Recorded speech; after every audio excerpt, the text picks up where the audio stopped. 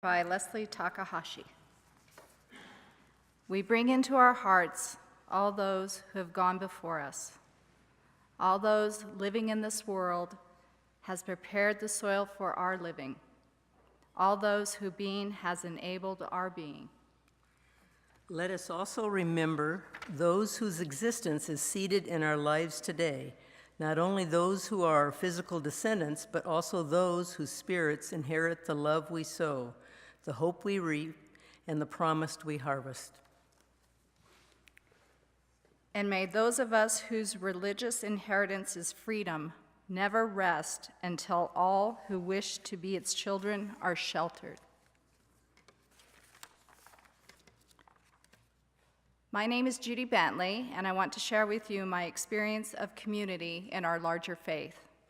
In 2014, I went to the Mountain Desert District Assembly in Sheridan, Wyoming, to be elected Mountain Desert District Board Vice President. This was my first experience with a small gathering of UUs from across the district. I met my fellow board members who have become really close friends, and then regional lead Nancy Bowen, who has since retired and is a member of our church and also a friend. In 2015, 17, and 18, I attended General Assembly in Portland, Oregon, New Orleans, Louisiana, and Kansas City, Missouri. From these gatherings and my work on the MDD board, I have become friends with UUs from Alaska, Boston, North Carolina, Wyoming, California, Utah, and more. And although they might live 800 or more miles away, and I may only see them once a year at GA, I know I could call on them and they would be right here beside me. Some, like Elizabeth Terry, who works for the UUA in Stewardship and Development, or Carrie McDonald, Executive Vice President of the UUA, have been to Albuquerque and to this very church. Carrie spoke from our pulpit. Elizabeth and I had dinner when she was here. We hung out in Old Town. We came to our Sunday service, and we went to breakfast with the denominational affairs team. And it was a lot of fun. Sarah Gibb Millspaw, Congregational Life staff, did a training with several church boards last Saturday, and then gave the sermon here on Sunday, and it was fabulous, if you heard it. All the past GAs I've attended have been opportunities to build my relationship with these amazing people, and this continued this year in Kansas City. At GA this year, I became particularly close to two women from California. We became fast friends as we attended workshops together and walked and shopped and ate while we waited for the nighttime GA activities. In fact, Peggy and Mara joined us for dinner one night to enjoy the local delicacy of burnt ends. I know it sounds like it's not very good, but it's actually the very delicious part of the brisket. In New Orleans, I shared an Airbnb with Peggy, Mara, Martha Cattell, and our friends from the Los Alamos Church. It was a lot of fun to get to know them all so well, and I'm sure Alana did with the 4 other people from the church this year. At the last 2 GAs, Angela and Dan have arranged for the delegates attending from this church to get together. It was really fun to see everybody outside of their usual roles and routines and have dinner together as a large group, and it was powerful to talk about how we were all differently experiencing GA. GA is a community-building experience with friends both near and far. If you have a chance to attend a future General Assembly, I highly recommend you take it so you can really get the sense of belonging to a larger community of Unitarian Universalists.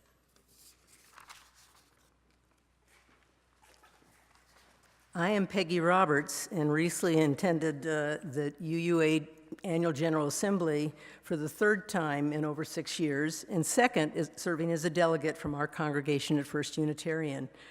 This experience affirmed the importance of community in my denominational identity, starting with the fact my partner and Mara and I decided to travel by Amtrak. So we went from Albuquerque to Kansas City, and we picked up other Unitarian Universalists, or UUs, along the way. Lodging near the convention center allowed us to join the legion of liberal UUs for the 5 days of business, worship, song, education, and advocacy.